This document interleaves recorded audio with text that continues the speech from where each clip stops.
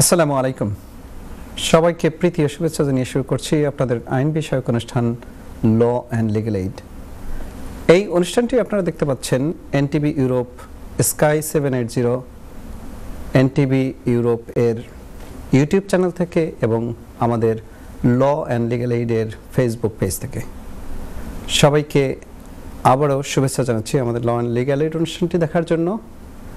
এই অনুষ্ঠানে আমরা আইন বিষয়ক আলোচনা করে থাকি। আপনারা দর্শক শ্রোতারা যারা অনুষ্ঠানটি দেখছেন, আপনাদের যদি কোনো প্রশ্ন থাকে আমাদেরকে সরাসরি স্টুডিওতে ফোন করে যোগাযোগ করতে পারবেন। স্ক্রিনে একটা স্টুডিও নাম্বার দেওয়া আছে এবং একটি টেক্সট ফোন নাম্বার দেওয়া আছে। আমাদের অনেক দর্শক টেক্সট ফোন নাম্বারটিতে অনেক সময় কল করেন, কিন্তু আপনাদের প্রতি অনুরোধ রইল আপনারা টেক্সট ফোন নাম্বারটিতে যদি কোনো কোয়েরি থাকে তাহলে আপনারা টেক্সট দিয়ে জানতে চাইবেন, কারণ আমাদের পক্ষে স্টুডিও থেকে সরাসরি কল ধরাটা সম্ভব হয়ে ওঠে না।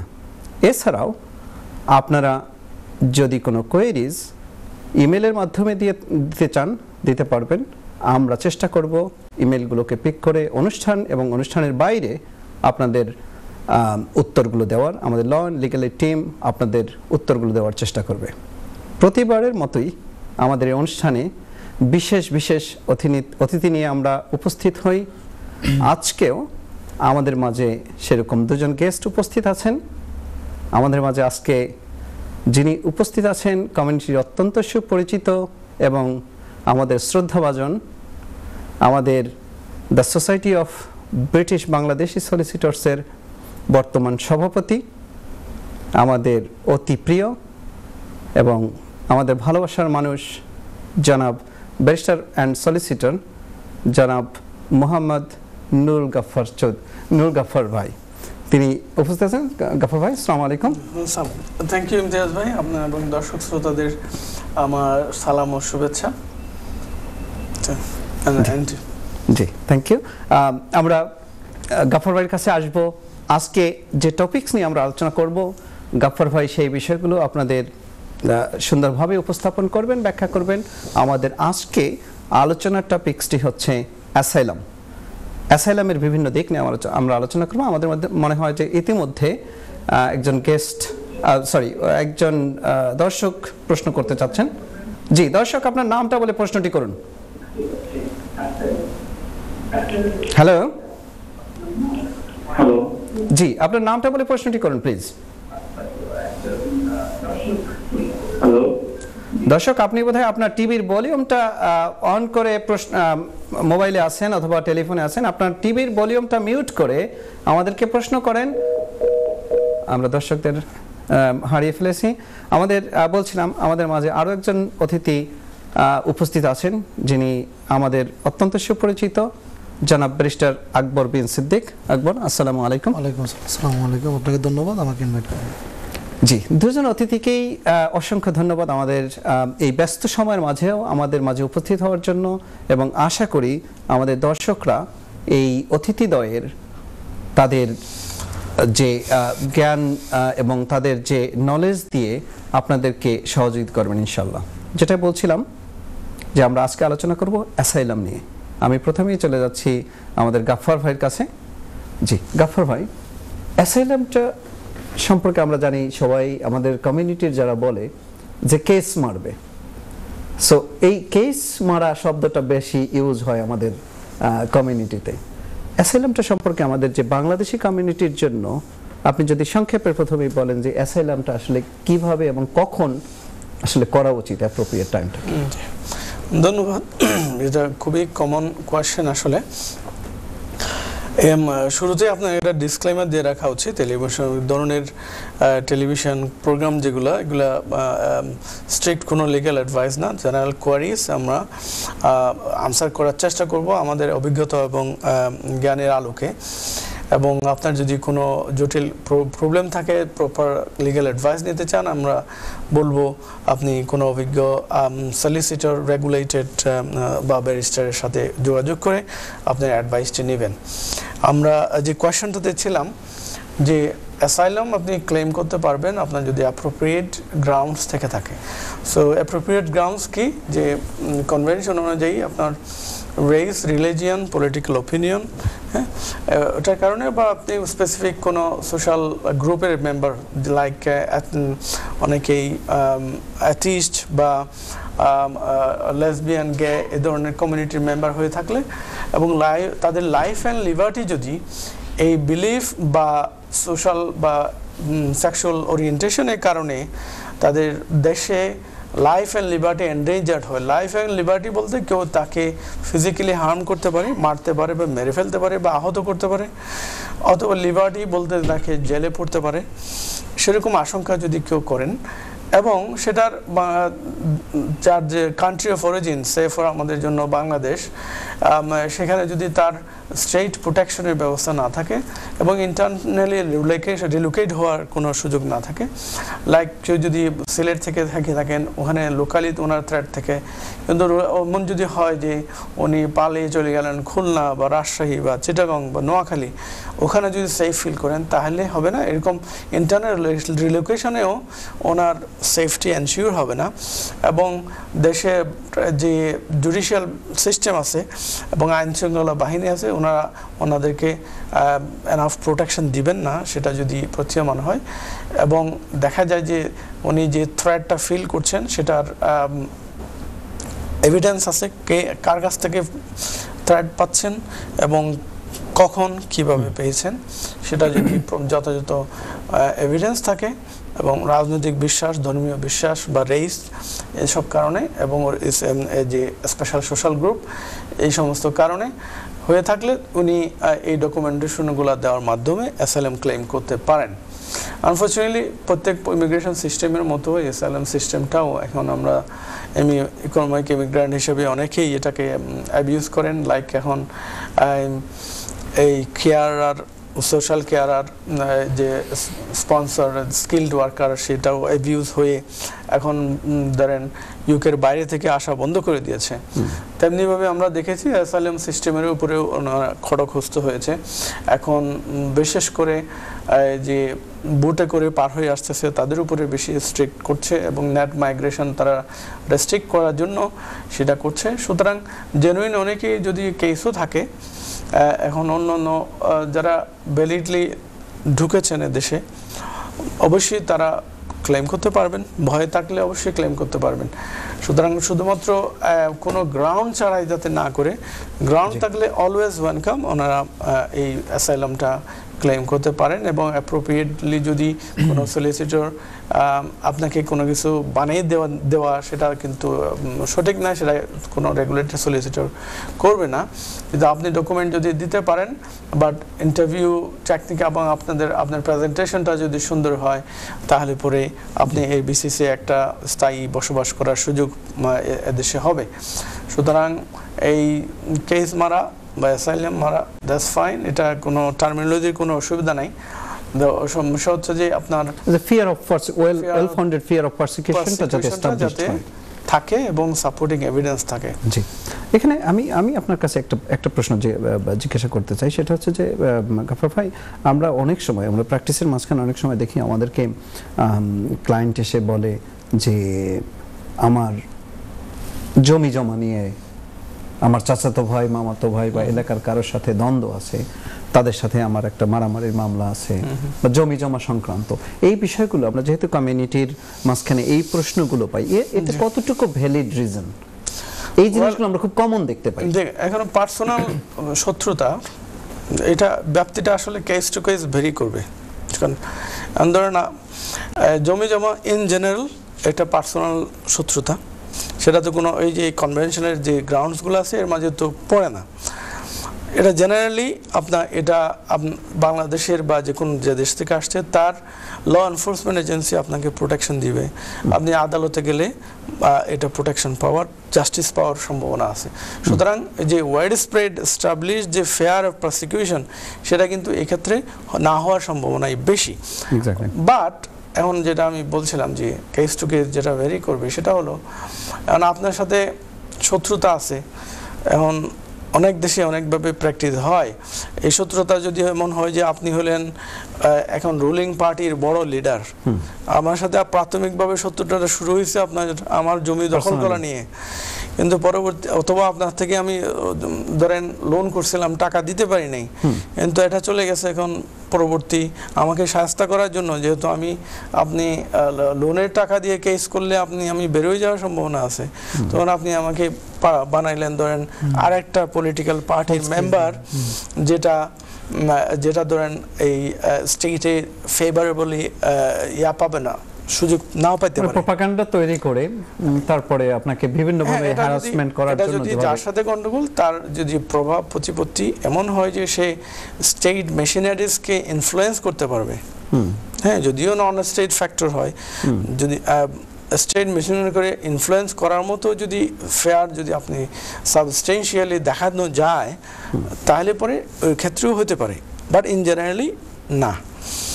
তেমনিভাবে আপনি ধরেন আরও আছে সারপ্লাস অ্যাক্টিভিটিস ধরেন, অথবা এখানে ডোমেস্টিক ভায়োলেন্সের শিকার হয়েছে আসার পরে, আসছে বিয়ে করেই, কিন্তু আসার পরে ডোমেস্টিক ভায়োলেন্সের লিমিটেড লিভ টু রিমেন থাকার সময়েই কোনো বেশিরভাগ ক্ষেত্রে মহিলারা অথবা কিছু ক্ষেত্রে পুরুষও ক্লেম করছেন যে ওনারা ডোমেস্টিক ভায়োলেন্সের শিকার হয়েছেন। তো হওয়ার পরে দেখা গেল যে হাজব্যান্ড চলে গেছে দেশে, অথবা হাজব্যান্ডের সাথে সেপারেশন হয়ে গেছে, ইউকেতেই আছেন, কিন্তু দেশে তার যে অপরপক্ষ যা শ্বশুরবাড়ির লোক, তারা অনেক বেশি প্রভাবশালী, সত্যতাটা পারিবারিক, কিন্তু এটাকে রাজনৈতিক এবং এমন পর্যায়ে চলে যাচ্ছে তারা স্টেট মেকানিজমকে ইনফ্লুয়েন্স করে তার সিকিউরিটিকে এন্ডেঞ্জার করতে পারে। সেটা জেনারেলি হওয়ার কথা হবে না এই গ্রাউন্ডে, বাট এক্সেপশনালি আপনার যদি এই ডকুমেন্টেড থাকে এবং প্রুফ করতে পারেন যে ওয়াইড স্প্রেড আপনার ফেয়ারের কারণ আছে, তাহলে সেক্ষেত্রেও হতে পারে। থ্যাংক ইউ গাফফার ভাই। আমি আসবো আপনার কাছে আবার। দর্শক আপনারা ক্লিয়ারলি এটাকে নোট করে রাখেন, সেটা হচ্ছে যে যদি স্টেট পারসিকিউশন নাও থাকে, তারপরে যদি কোনো পার্সোনাল ডিসপিউট থেকে অথবা প্রাইভেট ডিসপিউট থেকে, যেটা আমাদের গেস্ট অলরেডি বলে ফেলছেন যে সেটা হতে পারে ডোমেস্টিক অ্যাবিউজ নিয়ে, সেটা হতে পারে জমি জমা নিয়ে, বাট আদার পার্টিস যদি এমন ইনফ্লুয়েন্সিয়াল কেউ হয় যেটা আপনার পারসিকিউশনটা যদি ওয়েল ফাউন্ডেড হয় এবং আপনার স্টেট প্রোটেকশন দিতে যদি ফেল করে, তাহলে আপনারা পার্টিকুলার সোশ্যাল গ্রুপ হিসেবে আপনারা এটাকে এস্টাবলিশ করার জন্য চেষ্টা করতে পারেন, এবং অনেক ক্ষেত্রেই এগুলো আপনারা যদি প্রমাণ করতে পারেন, তাহলে এই অ্যাসাইলাম কেসগুলো সাকসেসফুল হওয়ার সম্ভাবনা থাকে। আমি আসবো আমাদের আরেকজন গেস্ট, যে জি একটা কল আছে, তা সেটা নিয়ে আসছি। জি দর্শক, আপনি নামটা বলে প্রশ্নটি করুন। আসসালামু আলাইকুম। জি কুরাইশ ভাই, ভালো আছেন আপনি? জি আমি ভালো আছি। আমার তিনটা প্রশ্ন। জি বলুন। এই অ্যাসাইলাম নিয়ে, জি অ্যাসাইলাম আমি এই ইলিগাল ভাবে যে দেশে অ্যাসাইলাম, এটা তো আমি সাপোর্ট নাই। আর বিচার কার্য আছে আকার পর্যন্ত বিচারক, এটা তো আমি সাপোর্ট করি। আমার কথা হলো অ্যাসাইলাম নিয়ে যে মেটা কাটা আমদিনা টাকা, এই তিনটা দুইটা আছে, এই দুইটা তো একত্র আছে আমি জানি, এটা কিন্তু কিন্তু এই দুইটা যদি সারেন্ডার দিতে ইউনাইটেড নেশন হবে একটা কারণ মতো সিকিউরিটি কাউন্সিল তো দুই নাই সমস্যা সমাধান হয়ে যায়। এই পৃথিবীর মানুষ আমার শুনতে আমার পয়েন্ট, আমি একটা বছর ধরে জি কেটে দেন। হ্যাঁ জি, আমরা একটা জিনিস দর্শকদের উদ্দেশ্যে বলতে চাই। আমাদের এই দর্শক কুরাইশি ভাই, তিনি আমাদের নিয়মিত দর্শক এবং তিনি চেষ্টা করেন প্রতি প্রোগ্রামেই কল করার, এবং আমরা ওনার প্রতি যথেষ্ট কৃতজ্ঞ। উনি বেশ কিছু বিষয় নিয়ে কনসার্ন থাকেন এবং আমাদেরকে চেষ্টা করেন এগুলো শেয়ার করার। আমরা আসলে দুঃখিত, আমাদের অনুষ্ঠানের ব্যাপ্তিটা এতটাই ছোট যে সবগুলো বিষয় নিয়ে আলোচনা করা অনেক সময় সম্ভব হয়ে ওঠে না। আমরা দুঃখিত, কলটাকে ড্রপ করে ফেলেছি। এনিওয়ে, বেস্ট আকবর বিন সিদ্দিক, আমি আপনার কাছে আসছিলাম, যেটা হচ্ছে যে আসলে আমাদের যেটা কমিউনিটির প্র্যাকটিস দেখি, যে এদেশে আসলো কেউ স্টুডেন্ট হিসেবে অথবা কেউ কেয়ার ভিসা, ওয়ার্ক পারমিটে, যে কোনো ভিসায় আসার পরে যখন দেখে যে সে অল্টারনেটিভ কোনো অপশন নাই, তখন তারা অ্যাসাইলাম ক্লেম করে। আসলে মূলত এই প্রোটেকশন ক্লেমগুলো আসলে কখন হওয়া উচিত বলে মনে করেন আপনি, এবং এটা আসলে প্রসিডিউরটা তো কি বলুন প্লিজ। থ্যাংক ইউ ইমতিয়াজ ভাই, ধন্যবাদ আপনাকে ইনভাইট করার জন্য। ধন্যবাদ এনটিভির দর্শক শ্রোতা যারা এই মুহূর্তে প্রোগ্রামটি দেখছেন। জি ইমতিয়াজ ভাই, যেটা আমাদের গাপ্পার ভাই কিছুক্ষণ আগেই বিষয়টা ইন্ডিকেট করলেন, যেটা অ্যাবিউজ হচ্ছে আসলে মূলত, যে আপনি স্কিল ওয়ার্কার বললেন বা স্টুডেন্ট থেকে আসে বললেন, এটা তো বিষয়টা আসলে আপনি কি কোন বিষয়ে আসেন ক্যাটাগরিটার উপরে ডিপেন্ড করে না আপনার ক্লেমটা।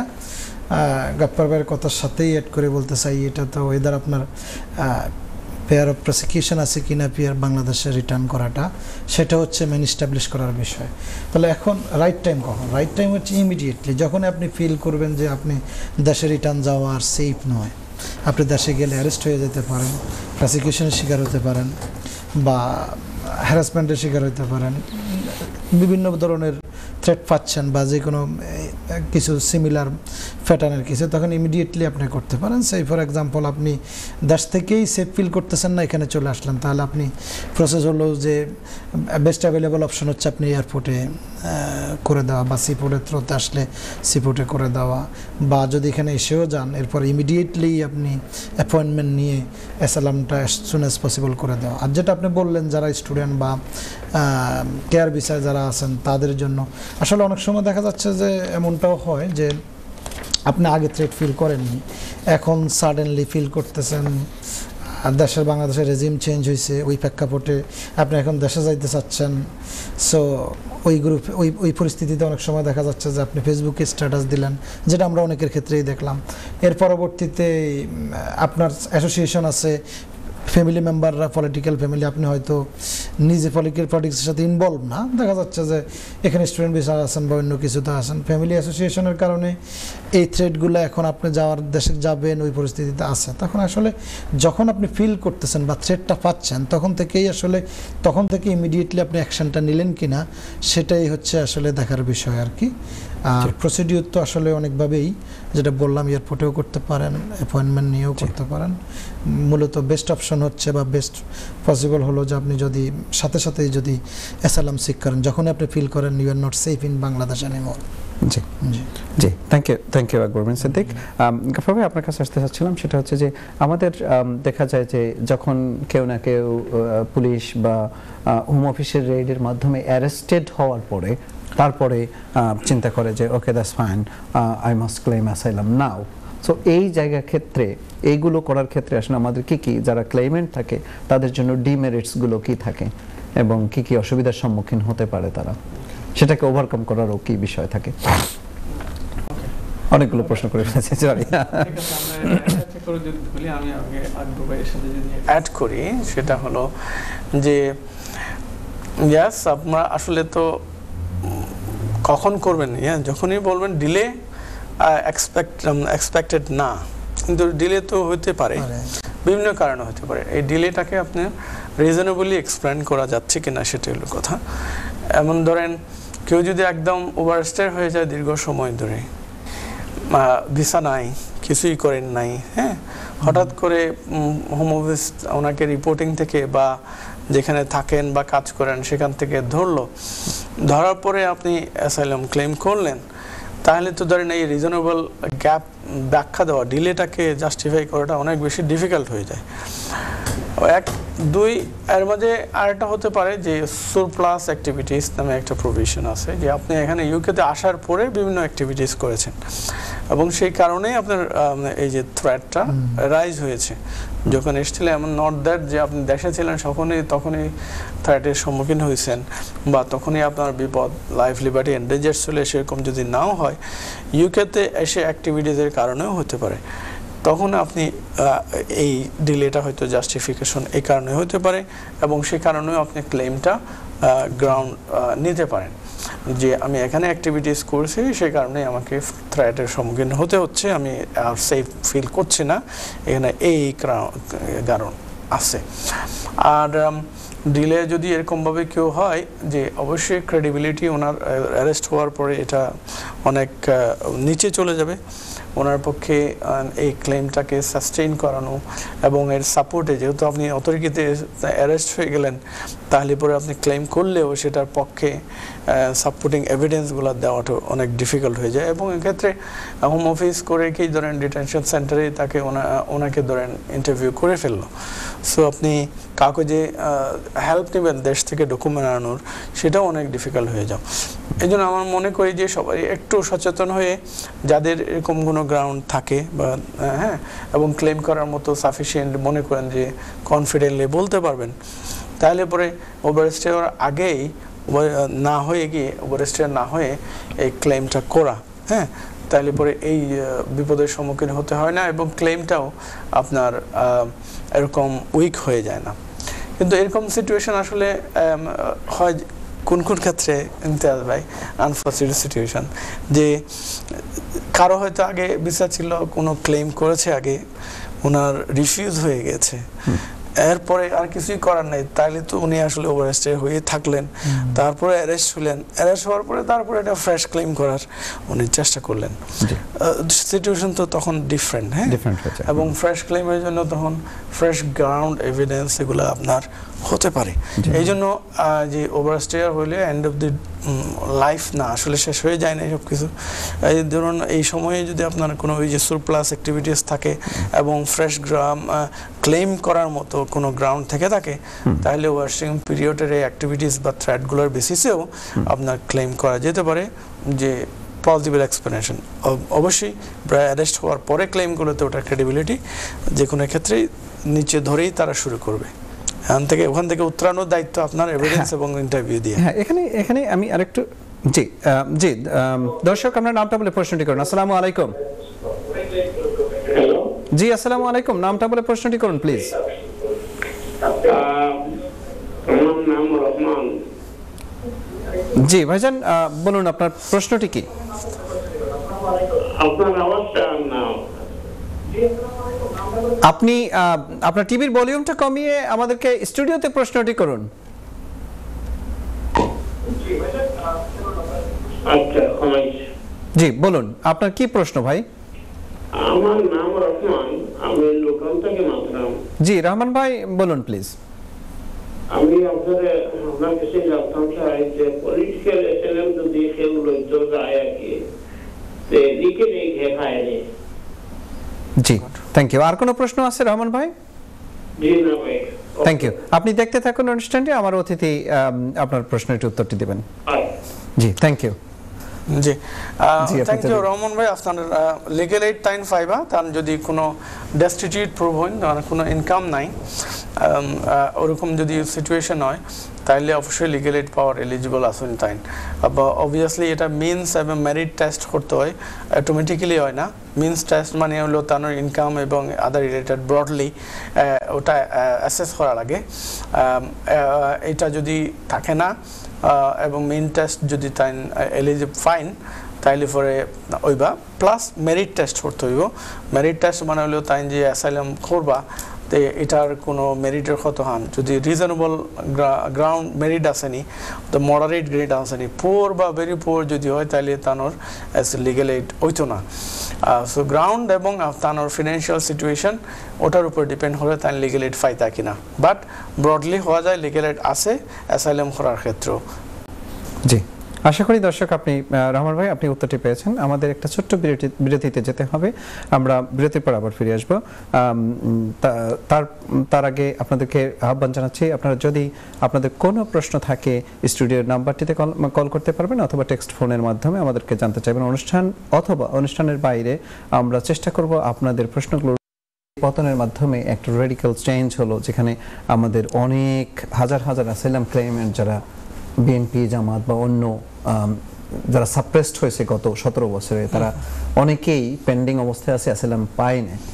এই সিচুয়েশনে বাংলাদেশের রেজিম চেঞ্জটাকে, অ্যাসাইলাম সিস্টেমটাকে আমাদের জন্য, কমিউনিটির জন্য কতটা বড় এফেক্ট হতে পারে বা কিভাবে হচ্ছে? বলে এখন যারা ক্ষমতার বাইরে থাকে তাদের তো অ্যাসাইলাম সিকার বেশি হয় স্বাভাবিকভাবে। এখন ওখানে যারা অলরেডি করে ফেলেছেন 5ই অগাস্টের আগে বিএনপি জামাত কর্মী বা নেতা যারা ছিলেন, ওনাদের অবশ্যই অনেকেই আশঙ্কার মধ্যে আছেন। যাদের ডিসিশন অলরেডি হয়ে গেছে তাদের তো ভিন্ন কথা, অনেকেরই আবার পেন্ডিংও রয়ে গেছে 1 বছরের বেশি সময়।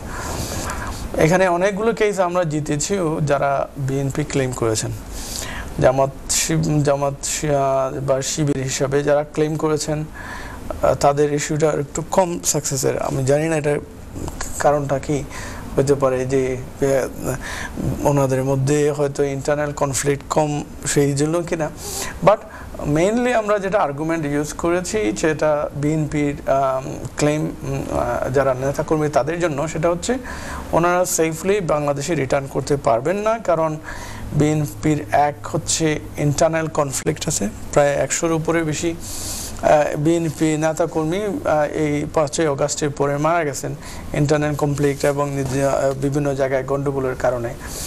1, 2 হচ্ছে যে ইয়াস ইন্টারনাল যে বিএনপি বা জামাত তাদের মধ্যেও তো সৌহার্দ্যপূর্ণ সম্পর্ক নাই সেটা। 3, যে যারা অলরেডি মামলা মোকদ্দমা আছে তাদেরকে তো পুলিশ বলতে গেলে এখন অ্যাপারেন্টলি অন্তর্বর্তী সরকার ফেয়ারলি ট্রিট করবে, সুতরাং একজন দাগী আসামি যদি হয় তাদের দৃষ্টিতে কোড আনকোড বা আগে থেকে মামলা থেকে থাকে অনেকগুলো, তাকে তো বিচারের মুখোমুখি হওয়ার বা জেলে যাওয়ার সম্ভাবনা আছে। আর একটা বিষয় হচ্ছে আমরা বলেছি যে বিচার ব্যবস্থা ওখানে এখনো পুলিশ স্পেশালি এটা এই সিস্টেমটা ভেঙে পড়েছে, সুতরাং এবং এই পুলিশ এবং অন্যান্য যে ব্যুরোক্রেসি আছে সেখানে আওয়ামী লীগ এবং তাদের ইনফ্লুয়েন্স লোকজন অনেকেই আছে, সুতরাং আমি আনটিল এটা ফুললি সেফ হচ্ছে যাওয়াটা এখন সেই এটা হচ্ছে না আর কি, রিজনেবল না। ওই গ্রাউন্ডে অনেকেই হোম অফিস অ্যাকসেপ্ট করতে চায় না, বাট আমরা অনেক ক্ষেত্রেই আমরা সাকসেসফুলি ট্রাইব্যুনাল জাজকে কনভিন্স করা গেছে এবং এই বিএনপি বা জামাত ইসলামী ক্লেমও 5ই আগস্টের পরে সাকসেসফুল হয়েছে। 1, 2 আরেকটা আসপেক্ট, যখন যারা আওয়ামী লীগ ক্ষমতাচ্যুত হয়েছে, আওয়ামী লীগের নেতাকর্মী অনেকেই চলে এসছেন, আসতে সক্ষম হয়েছেন অনেকেই, তো ওনারাও ক্লেম করছেন। যদিও হোম অফিস গাইডেন্সে যে মাইনরিটিকে আমরা সেফ ফ্রি বলা হয়েছে যে কান্ট্রি গাইডেন্স, সেখানে মাইনরিটি পারসিকিউশন এই সে অর্থে ওনার উপরে এটা সেফ হিসাবেই মাইনরিটির জন্য দেখা হয়েছে। কিন্তু কেউ যদি পলিটিক্যালের কারণে মাইনরিটি হোক বা মেজরিটি মুসলিম ধর্মের অনুসারী হয়ে থাকুক না কেন, আওয়ামী লীগে যারা অনুসারী আছেন তাদেরও অ্যাসাইলাম করছেন, যারা সাবস্টেনশিয়েট করতে পারছেন তাদের এই পারসিকিউশনটা এবং এভিডেন্স আছে ওনারা লিডার ছিলেন বা এলাকায় সেফটি নাই সেটার জন্য। হাউএভার যে হোম অফিস হয়তো বা গাইডেন্স কান্ট্রি গাইডেন্স সামনে পরিবর্তন করার একটা আবার নেওয়া যাচ্ছে যে বাংলাদেশ একটা সেফ কান্ট্রিতে উন্নীত হতে পারে, সেক্ষেত্রে অ্যাসাইলাম করাটা ফিউচারে কঠিন হয়ে যেতে পারে। বাট আনটিল দ্যাট হ্যাপেন্ড মানে আমার মনে হয় যে এই পরিবর্তিত পরিস্থিতিতে অ্যাসাইলাম যারা গ্রাউন্ড আছে করতে কোনো অসুবিধা নেই। জি, থ্যাংক ইউ। আমি আরেকটা সম্পর্ক কোশ্চেন আপনার কাছে করতে চাই আকবর ভাইয়ের কাছে যাওয়ার আগে, সেটা হচ্ছে যে যেহেতু রেজিম চেঞ্জ হওয়ার পরে বাংলাদেশের আওয়ামী লীগ এবং ছাত্রলীগ আপাতত নিষিদ্ধ ঘোষিত, সো এটা কি তারা এক্সট্রা বেনিফিট পাবে?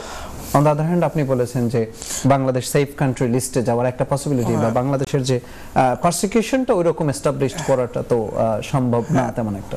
এখন হোম অফিসও তো আসলে দেখে জানে যে বাংলাদেশের ক্ষমতা পরিবর্তনের পরে আগে যেহেতু বাংলাদেশ এই সবাই ইউজ করেছে এবং বাংলাদেশের এই ওয়েস্টার্ন ওয়ার্ল্ডও তো অকিবহাল আছে যে আওয়ামী লীগ কিভাবে শাসনটা করেছে, অন্যদেরকে পারসিকিউট করেছে, সুতরাং তারা যে রিভেঞ্জের শিকার হচ্ছে হবে না সেরকম তো আর আসলে মনে করার কারণ নাই। অনেক ক্ষেত্রে রিভেঞ্জের শিকার হচ্ছে, অনেক ক্ষেত্রে যারা ক্রিমিনাল বা অ্যাক্টিভিটিসের সাথে জড়িত ছিলেন তারা যেরকম আছে, আবার অনেক আওয়ামী লীগ নেতাকর্মী বা আছেন যারা হয়তো ক্রিমিনাল অ্যাক্টিভিটিসের সাথে জড়িত না, স্টিল তাদের পলিটিক্যাল পার্টির ইনভলভমেন্টের কারণে প্রসিকিউশনের সময় পারসিকিউশন এখনো বলা যাবে না, কিন্তু ওটা স্টেটের ব্যাপার, সে তারা তো ক্লেম করছে অ্যাটলিস্ট সবাইকে প্রোটেকশন দেওয়ার, কিন্তু অপোজিশন দ্বারা তো নির্যাতিত হওয়ার একটা আশঙ্কা আছেই, সুতরাং তাদের সম্ভাবনা তো আছেই। আমি বলি না আওয়ামী লীগ এখনো নিষিদ্ধ না, নিষিদ্ধ সংগঠন না, ছাত্রলীগ নিষিদ্ধ সংগঠন, সো আওয়ামী লীগের অ্যাক্টিভিটিস নিষিদ্ধ করা হয়েছে আনটিল তাদের এই যে ট্রায়ালটা শেষ হয়, যাতে তারা ট্রায়ালকে ইনফ্লুয়েন্স না করতে পারেন সেটা অ্যাক্টিভিটিস। হয়তোবা স্টিল এখানে যে আওয়ামী লীগ ছাত্রলীগ দুই ক্ষেত্রে মনে করি তারা অন দ্য ফেস প্রাইমা ফেসই হচ্ছে যে তারা ভয়ের বা থ্রেটের শিকার, সেটা স্টাবলিশ করা, ক্লেম করাটা অনেক ক্ষেত্রে সহজ আমি বলবো। জি, ধন্যবাদ। বেশ আকবর সিদ্দিক, আপনাকে আমি জানতে চাই, সেটা হচ্ছে দর্শকদের উদ্দেশ্যে যদি বলেন যে বাংলাদেশি যারা ক্লেমেন্ট আছেন, অ্যাসাইলাম ক্লেমেন্ট, তারা আসলে কোন ধরনের ডকুমেন্ট দিয়ে তার কেসটাকে এস্টাবলিশ করার অপরচুনিটিটা নিতে পারে? ধন্যবাদ ইমতিয়াজ ভাই। ডিপেন্ড তার অ্যাসাইলামের ক্লেমের গ্রাউন্ডের উপরে। যদি উনি পলিটিক্যাল হয়ে থাকেন তাহলে যদি ওনার বিরুদ্ধে কোনো কেস ফাইল থাকে সেটা আনতে পারেন। ওনার পলিটিক্যাল ইনভলভমেন্ট কী ছিল সেটা আনবেন। যেমন যদি উনি কোনো কমিটির মেম্বার হন তাহলে ওই সাপোর্টিং ডকুমেন্টসগুলো আনবেন। তারপরে ওনার পলিটিক্যাল যারা লিডার আছেন তাদের কাছ থেকে রেফারেন্স লেটার আনতে পারেন। আবার যদি উনি এখানে ইউকেতে ওখান থেকে আসার পরে পলিটিক্যাল এঙ্গেজমেন্ট এখানে থাকে, বিভিন্ন প্রোগ্রামে অ্যাটেন্ড করেন, ওই সবের উনি দিতে পারেন। সারপ্লাস অ্যাক্টিভিটিসগুলোকেও তুলে ধরতে হবে, উনি তুলে ধরতে পারেন। এছাড়াও ওনার সাপোর্টিং যে কোনো রিলেভেন্ট ডকুমেন্টসেই যেটা অ্যাসোসিয়েট করে এখানে, বা যদি থ্রেট পেয়ে থাকেন তাহলে থ্রেট তো অনেকভাবেই পায়। অনেকে সোশ্যাল মিডিয়ার মাধ্যমে পায়, অনেকে হোয়াটসঅ্যাপের মাধ্যমে পায়। এগুলো আপনি এক্সিবিট করবেন। যদি বাংলা থেকে থাকে এটাকে ট্রান্সলেট করে দেবেন। সো এরপরেও যদি অনেক সময় অনেক ডিফিকাল্টিস থাকে যে ডকুমেন্টস গেদার করা যাচ্ছে না, আমি তো বাংলাদেশে আমার যে পরিস্থিতি এখন, তো আমি রিডিপের সাথে যোগাযোগ করতে পারতেছি না, কোনো লয়ার এঙ্গেজ করতে পারতেছি না। সো অনেকভাবেই কিন্তু প্রবলেম ফেস করে যে আপনি যে ডকুমেন্টস কালেক্ট করবেন সব ক্ষেত্রে কিন্তু এটা পসিবল হয় না। সেক্ষেত্রে একটু আপনার মাথা রাখতে হবে যে আপনার নিজের ওন অ্যাকাউন্টে যাতে কনসিস্টেন্ট থাকে, সাপোর্টিং এখানে যারা আছে উইটনেসেস বা বিভিন্নভাবে অন্যান্য সাপোর্টিং এভিডেন্সগুলো যাতে করে আপনি একটু ইন অর্ডার দিতে পারেন, সেটা একটু এমফাসাইজ করবেন আর কি। জি, ধন্যবাদ। আমরা আবারও মাগরিবের নামাজের বিরতিতে যেতে হবে। সুপ্রিয় দর্শক, আপনারা দেখছিলেন ল অ্যান্ড লিগ্যাল এইড অনুষ্ঠানটি, আইন বিষয়ক অনুষ্ঠান। এই অনুষ্ঠানে আমরা আলোচনা করছিলাম অ্যাসাইলাম নিয়ে। আপনাদের যদি অ্যাসাইলাম বিষয়ক কোনো প্রশ্ন থাকে আজকের প্রোগ্রামে আমরা। সুপ্রিয় দর্শক, নামাজের আজানের বিরতির পর আবারও ফিরে আসলাম ল অ্যান্ড লিগ্যাল এইড অনুষ্ঠানে। আমরা কথা বলছিলাম যে একটা অ্যাসাইলাম ক্লেম করার জন্য কী কী ধরনের ডকুমেন্টেশন উপস্থাপন করতে হয় এবং সেটা কিভাবে জাস্টিফাই করা যায়। আমি আসবো গাফার ভাই আপনার কাছে, যে আমাদের আকবর বিন সিদ্দিক সাহেব বলতেছিল বেশ কিছু ডকুমেন্টের কথা, আপনি যদি এখানে কোনো কিছু অ্যাড করেন। আর আমার একটা প্রশ্ন, সেটা হচ্ছে যে অনেক সময় দেখা যায় যে আমি পালিয়ে কোনো রকম চলে এসেছি, জান বাঁচিয়ে, আমার কাছে আসলে কোনো ডকুমেন্ট নাই। সো সেক্ষেত্রে আসলে আমাদের একজন ক্লেমেন্টের কি করণীয়? আমি ওটার সাথে যদি অ্যাড করি, অনেকে মনে করেন যে আমার বোধহয় বড় কেস থাকতে হবে, হ্যাঁ, তাহলে আমার এটা সাকসেস হওয়ার সম্ভাবনা বেশি। যেরকম এটা একদিক দিয়ে ঠিক, আবার এটা অনেক সময় কেস থাকতে হবে এরকম কোনো বাধ্যবাধকতা নেই। এবং বড় কেসের ডকুমেন্ট যদি দিতে চান, এটা আরও বেশি জটিলতার সৃষ্টি করতে পারে অনেক সময়। যদি স্পেশালি ফলস তো কোনো কথাই নেই, আপনার ডিবিআরে চেকিংয়ে যদি আপনার এটা পাওয়া না যায়, তাহলে আপনার কেসটা ওখানে ফলস রিপ্রেজেন্টেশনের জন্য ধ্বংস হয়ে যাবে অলমোস্ট। দ্বিতীয় কথা হচ্ছে, এই কেস যদি আপনার থাকে বা কেউ নিয়ে আসে, তাহলে অনেক ক্ষেত্রে যদি আপনি বাড়তি কিছু কোয়েশ্চেনের শিকার হতে হয়। কীভাবে আপনি এয়ারপোর্ট পার হলেন, জামিন নিচ্ছেন কিনা, এগুলো যে এই সিস্টেমে জামিন কীভাবে পাইল ইত্যাদি। কারণ আপনি তো ইন্টারন্যাশনাল ট্রাভেল করে আসছেন। সো এই বিষয়গুলো অতিরিক্ত কিছু জিনিস আনতে গেলে বা কেউ যদি বানাতে চায় মনে করে শক্ত করার জন্য, তাহলে এটা আরো জটিলতা সৃষ্টি করতে পারে, আরো কমপ্লিকেটেড করে ফেলে। এই জন্য যে আপনার বেসিক যেটা ক্লেম আপনি মনে করি সেটা যদি জেনুইন হয়ে থাকে, যেটা আপনি বিলিভ করেন এবং দেখায় প্রমাণ করতে পারবেন। ধরেন আমি যদি আওয়ামী লীগের এখন ধরেন কোনো ইউনিয়নের পর্যায়ে না বা থানা পর্যায়ে না, সেটা তো আপনি বাই কমিটি ডিক্লেয়ার করা আছে, সেটা আপনার পত্রিকায় পাবলিশ হয়েছে এবং সেটা আপনার নিশ্চয়ই এখন তো আসলে যারা লিডার হয় সবাই ফেসবুক ইউজ করে। এখন কিছু হলে কোনো পদ পদবি মিটিং করলে সবাই ফেসবুকে দেয় অ্যাটলিস্ট, বা অন্য সোশ্যাল মিডিয়ায় শেয়ার করে। সুতরাং একদম কেউ জানিয়ে বা একদম কিছু না নিয়ে পালে আসতে পারলেও আমি মনে করি ভয়ের কিছু নাই। আপনারা ডিজিটাল ফুটপ্রিন্ট তো ওখানে রয়ে গেছে, এবং সেটা ধরে আপনি আরও জেনুইনলি প্রুভ করা সম্ভব যে সেটা আমার কিছু ব্যাকডেটে দিচ্ছে না। পেপার ডকুমেন্ট তো ডাউট করার সুযোগ আছে, বাট ডিজিটাল ডকুমেন্ট যেটা আপনি আগে থেকেই রেকর্ড করে রাখছেন অ্যাক্টিভিটিস, সেটা তো আর আপনি মুছে ফেলতে পারবেন না, আনলেস আপনি ধরেন দেশে থেকে অনেকে, এটা খুব কম ক্ষেত্রে হয়তো বা যারা এখনও ধরেন আওয়ামী লীগ করছে, বাট এখানে এখন দেশে কত জায়গায় হয়তো লুকায় আছে বা অন্য কোনোভাবে তারা অ্যাক্টিভিটিস প্রকাশ্যে আছে, সেই জন্য তারা আগের সব অ্যাক্টিভিটিস ধরেন ডিলিট করে দিচ্ছে। সেটা যদি না হয়ে থাকে তাহলে পরে এটা ডিজিটালি রিকুপ করা সম্ভব। এবং যে যত খারাপই হোক, এখন তো আমাদের মনে হয় যে এমন পর্যায়ে যায়নি, দেশে কোনো আত্মীয় স্বজন নাই বা কোনো অ্যাডভোকেট বা লয়ারের মাধ্যমে আপনি কাগজ জোগাড় করতে পারবেন না। আমি মনে করি না কারোর জন্যই বাংলাদেশের এরকম পরিস্থিতি আছে। সুতরাং আপনি ওই যে এখন ডকুমেন্ট নাও দিতে পারেন, আপনি জোগাড় করার সুযোগ আছে। এক, আপনি ইন্টারভিউর সময় স্ক্রিনিং ইন্টারভিউতে কাগজ দেওয়ার তো কোনো দরকার নাই। দুই, সাবস্টেন্টিভ ইন্টারভিউর সময়ও আপনি দিতে পারেন, হ্যাঁ। এবং যদি টাইম দরকার, যদি 5 ওয়ার্কিং ডেজের মধ্যে দেওয়ার কথা, সাবস্টেন্টিভ ইন্টারভিউর পরেও আপনি হোম অফিসকে রিকোয়েস্ট করা যায় আমার এই ডকুমেন্টগুলো আছে। ইম্পর্টেন্ট হলো আপনি কী কী ডকুমেন্ট দিতে চাচ্ছেন এটা আইডেন্টিফাই করতে পারছেন কিনা। এটা যদি আইডেন্টিফাই করে আপনি সময় চান, হোম অফিস যদি নাও দেয় এবং রিফিউজ হয়, এটা ট্রাইব্যুনালকে কনভিন্স করা সম্ভব। দেন হচ্ছে আপনি আপিল যদি হয়, যদি আপিলে যায়, তাহলে পরে ডকুমেন্ট দেওয়ার জন্য আপনি সময় পাচ্ছেন। এক, যে 14 ডেজের মধ্যে তো ধরেন ফাইলিংয়ের হোম অফিস বান্ডেল দিবে। এই বান্ডেল দেওয়ার পরে কী কী ডকুমেন্ট আপনি সাবমিট করেছে আপনার ক্লায়েন্ট, সেটা আমরা দেখতে পাই যে ক্লায়েন্ট। এবং এই বান্ডেল পাওয়ার থেকে 28 ডেজের মধ্যে অ্যাপিলেন্ট বান্ডেল দেওয়ার কথা।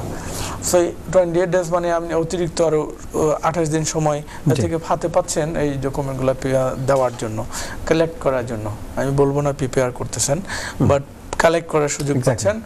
এবং এই 28 ডেজের মধ্যে কেউ যদি বাধাগ্রস্ত হয়ে পাচ্ছে না, হোম অফিসের থেকে আপনার ট্রাইব্যুনাল সিস্টেমটা এখানে ফেয়ারলি ট্রিট করে। এই জন্য বলবো যে এটা ট্রাইব্যুনালকে যদি আপনার রিপ্রেজেন্টেটিভ রিকোয়েস্ট করে যে আমার আরও 4 সপ্তাহ সময় দরকার, 8 সপ্তাহ সময় দরকার, আমরা দেখেছি ট্রাইব্যুনাল টাইম অ্যালাউ করে এই ডকুমেন্টগুলো কালেক্ট করে দেওয়ার জন্য।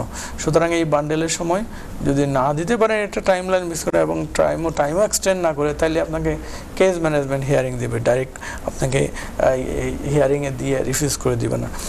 সুতরাং বারে বারে আপনি সুযোগ পাচ্ছেন আপনার সাপোর্টিং ডকুমেন্টগুলো দেওয়ার।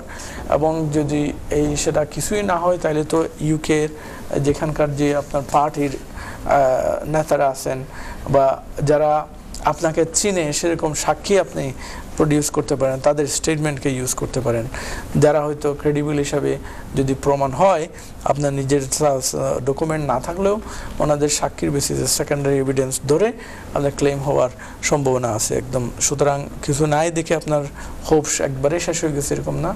আবার একটা জিনিস মনে রাখতে হবে যে এমন তো না যে এটা পয়েন্ট বেস সিস্টেম বা আপনার এই 10-20 পয়েন্ট পাইলেন আর সাথে সাথে ভিসা দিতে বাধ্য, এরকম ইমিগ্রেশন রুল না। সুতরাং এ ধরনের ক্লেম মানে হচ্ছে আনসার্টেনিটি যেরকম আছে, এবং আপনার সেই মাইন্ডকে ফগ না করা, থ্রেশহোল্ড তো ভেরি লো, বিয়ন্ড রিজনেবল ডাউটেরও লো, যেটা হচ্ছে যে লাইকলিহুড।